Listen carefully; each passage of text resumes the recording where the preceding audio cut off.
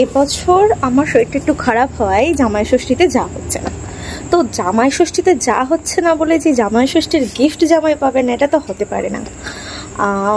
তো already gift আসতে শুরু করে দিয়েছে, আগামীকালই জামাই ষষ্ঠী।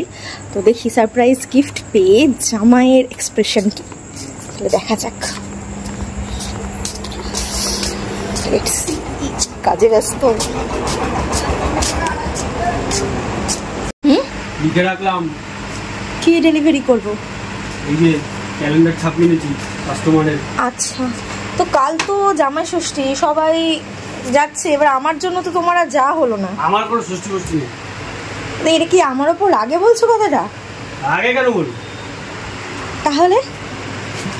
আরে বাবা, জামাই ষষ্ঠী যাবে না বলে গিফটটা মিস হয়ে গেল বলে মন খারাপ হচ্ছে নাকি?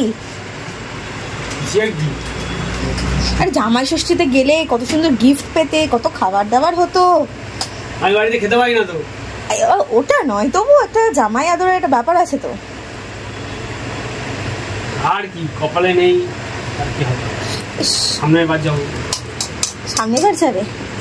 এই গিফটটা চলবে, দেখো তো। এটা কি? জামাই ষষ্ঠীর গিফট। হাট। তো ওটা কি তোমার ব্ল্যাঙ্ক মনে হচ্ছে? এটা খালি প্যাকেট। কি করে বুঝলে তোমার খালি প্যাকেট? তো খালি প্যাকেটটা আমি কোথা থেকে পাবো? অদ্ভুত কথাবার্তা। এটা কার জন্য এনেছিস? জামাইটা কে? আমি আনিনি। তাহলে? জামাই ষষ্ঠীর গিফট। কে দিয়েছে? শাশুড়ি দিয়েছে। শ্বশুর দিয়েছে। শ্বশুর দিয়েছে? শাশুড়ি অন্য কিছু দিয়েছে। আরে শ্বশুর দিয়েছে না? বাহ। আরে সত্যি জিনিস আছে তো ভেবে তো।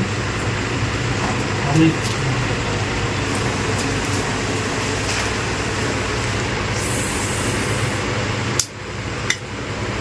কেমন লাগছে? মালটা খুঁজছিলাম আমি।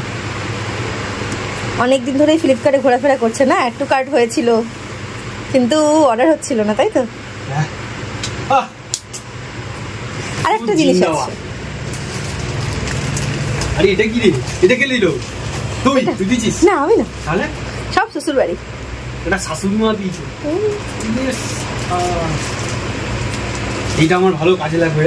কাজে লাগবে বলেই তো দেওয়া।